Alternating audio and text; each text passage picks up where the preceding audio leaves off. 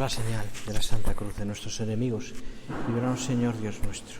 En el nombre del Padre, del Hijo y del Espíritu Santo. Amén. Señor mío y Dios mío, creo firmemente que estás aquí, que me ves, que me oyes. Te adoro con profunda reverencia.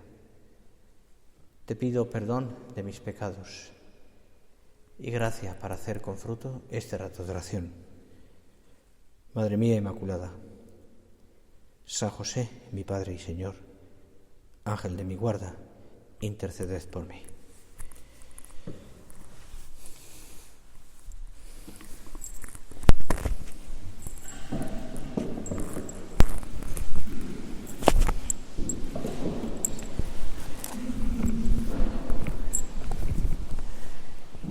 Seguimos nuestra oración en esta segunda meditación, un poquito más breve, para intentar terminar a las 9:30. Si no, hemos hablado de la familia y llegáis tarde a casa. Y no queda bien esto, ¿no? Por lo menos a una hora decente.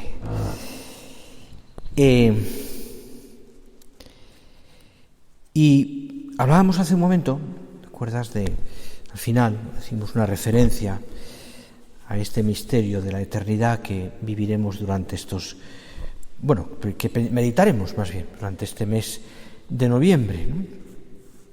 Donde vamos a rezar por los difuntos, donde vamos a pedir al Señor por las personas que nos han dejado, a rezar por las almas del purgatorio, pues esas cosas, visitar también nuestros difuntos que siempre hemos hecho, una tradición, ¿no?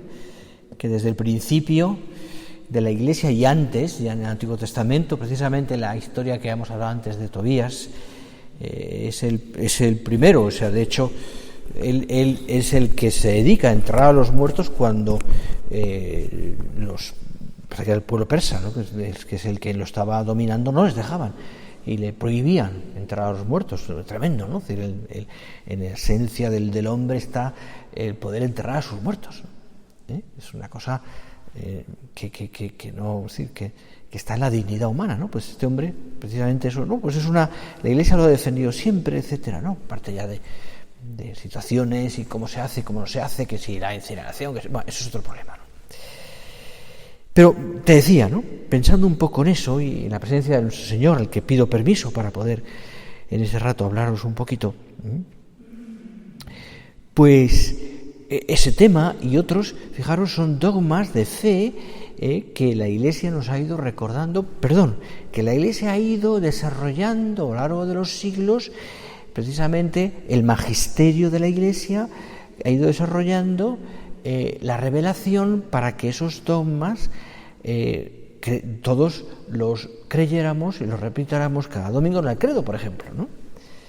Claro, es muy bonito ver cómo la historia de la Iglesia, que la revelación estaba desde el principio, la Iglesia con su magisterio, que para eso tiene el magisterio, el poder de enseñar, dado por Cristo, nos ha ido enseñando todos los dogmas, con la ayuda de la Sagrada Escritura y ayuda también de la tradición, es decir, también de los padres de la Iglesia, etc.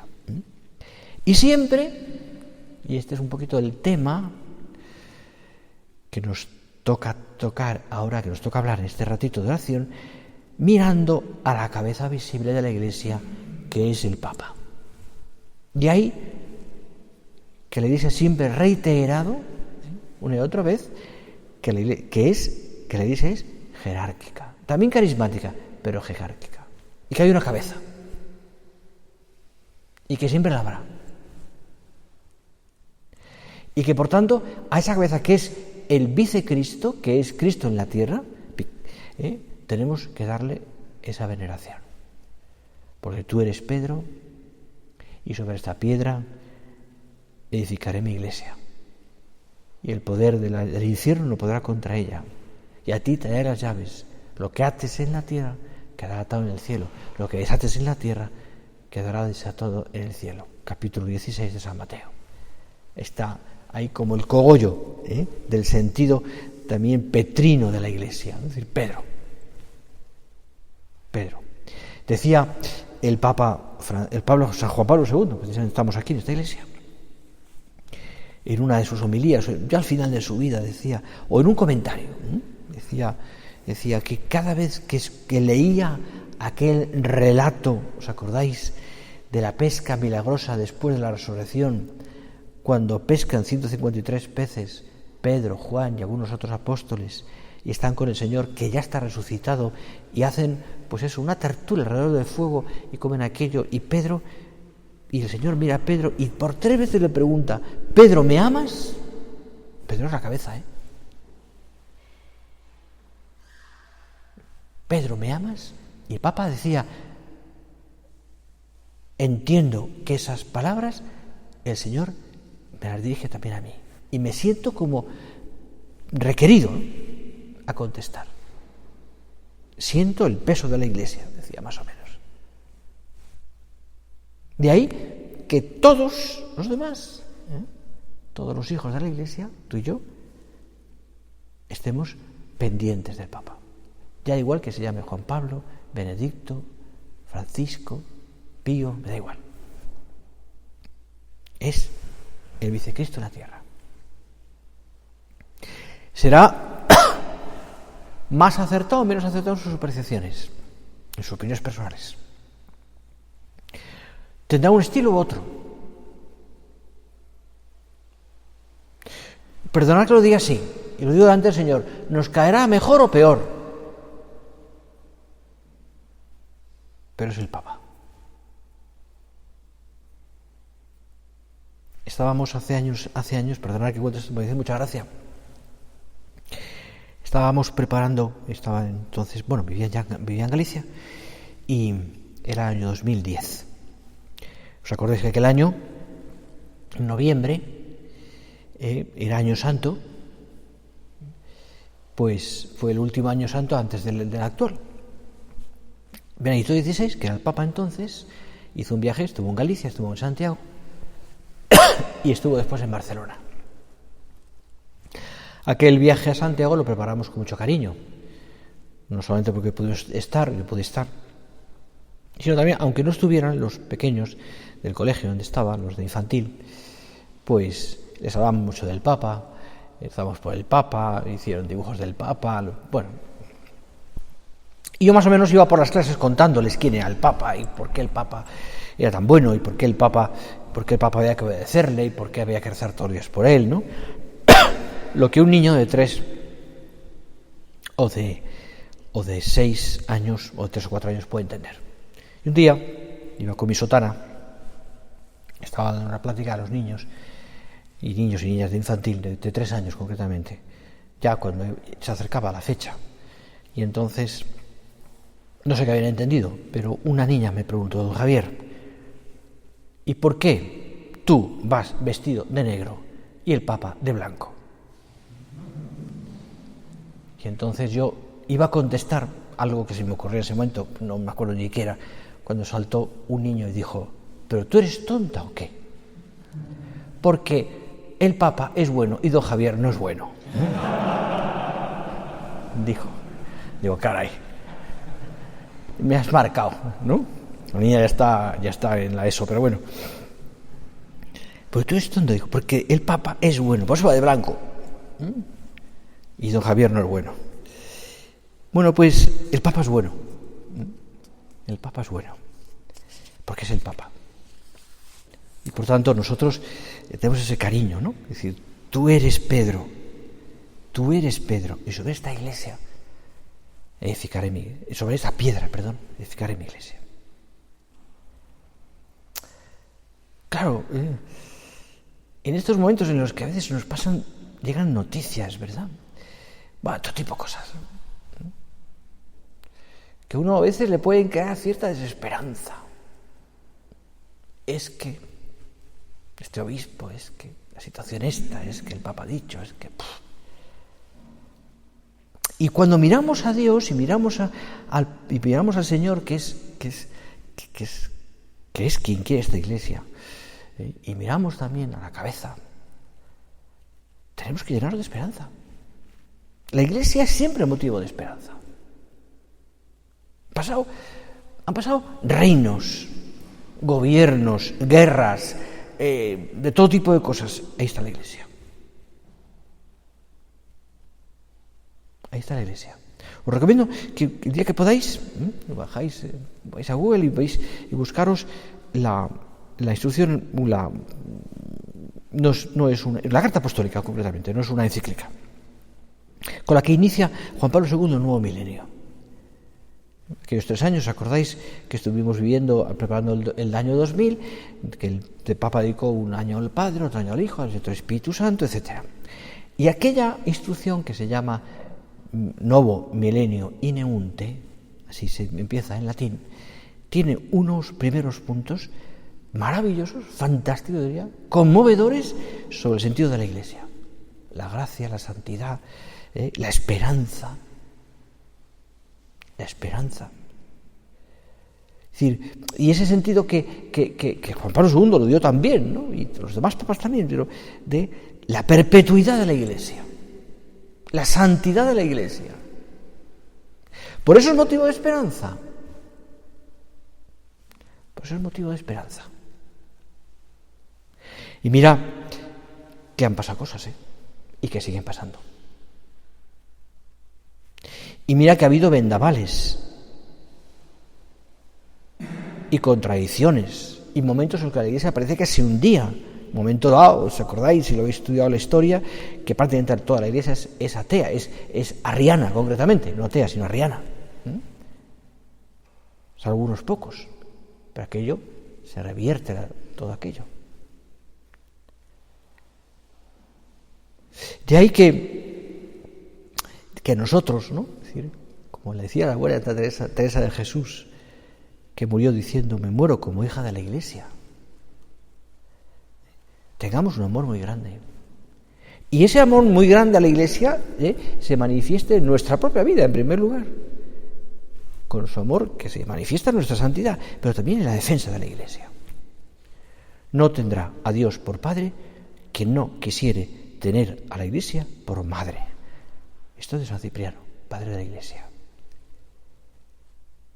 Qué alegría poder decir con todas las veras de mi alma: amo a mi madre, la Iglesia Santa. Punto 518 de Camino. Amo con todas las veras de mi alma a la Iglesia Santa. Amor a la Iglesia, por tanto, siempre mirándola con ese motivo de esperanza.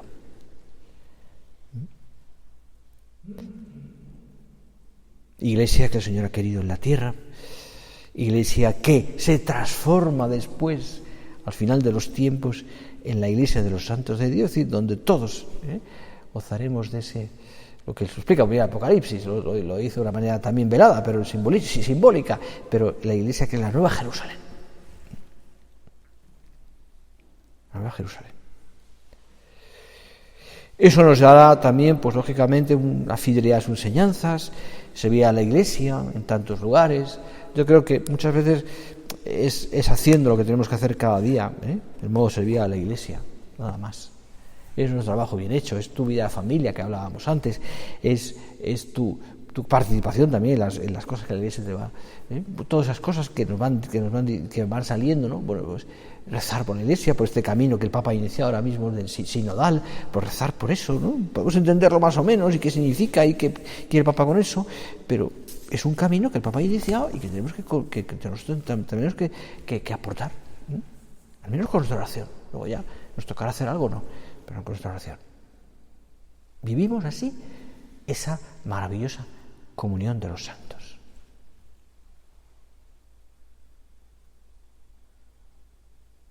Comunión de los santos. Tengo un amigo sacerdote que es español, pero lleva unos cuantos años en China. Y de vez en cuando me suena el teléfono y me llama por WhatsApp. Lleva un tiempo en que no, porque ha pasado unos meses, ahora mismo hay bastante más persecución y tiene que tener una cierta prudencia a la hora de llamar. Pero llama de vez en cuando y me cuenta cosas conmovedoras de la Iglesia en China, concretamente. Y te voy a contar una pequeña, muy breve, ¿no? Muy breve. De amor a la Iglesia, del amor a la liturgia, del amor a la Iglesia. Contaba en una época anterior en que él estaba viviendo en Taiwán, realmente, ahora ya vive en Shanghái, pues que hacía muchas incursiones a China, dirigida por la iglesia clandestina, ¿no? Y daba ejercicios espirituales a gente.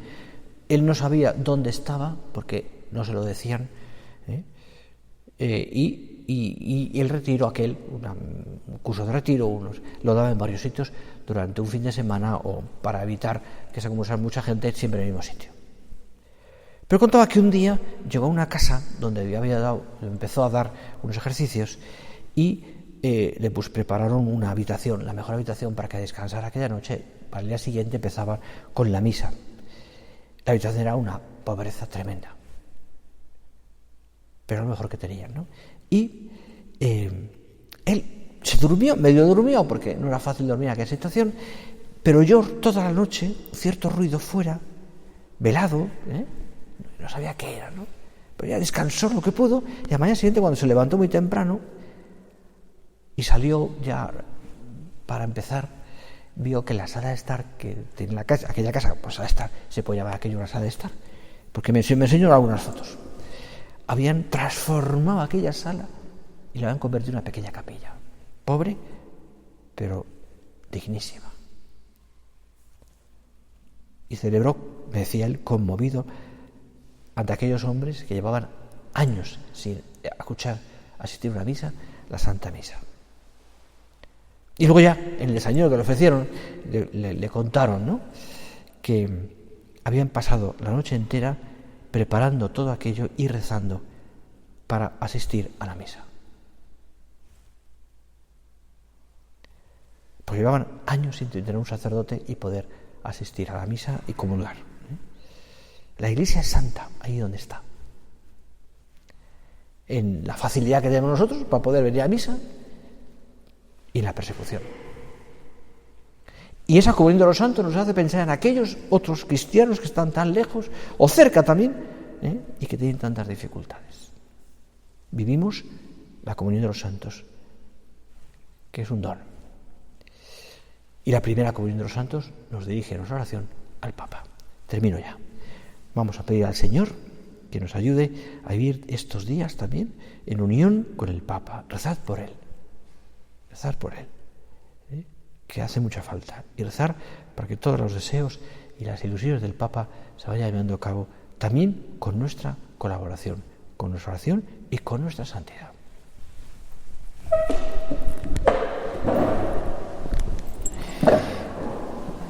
Te doy gracias, Dios mío, por los buenos propósitos, afectos e inspiraciones que me has comunicado en esta meditación.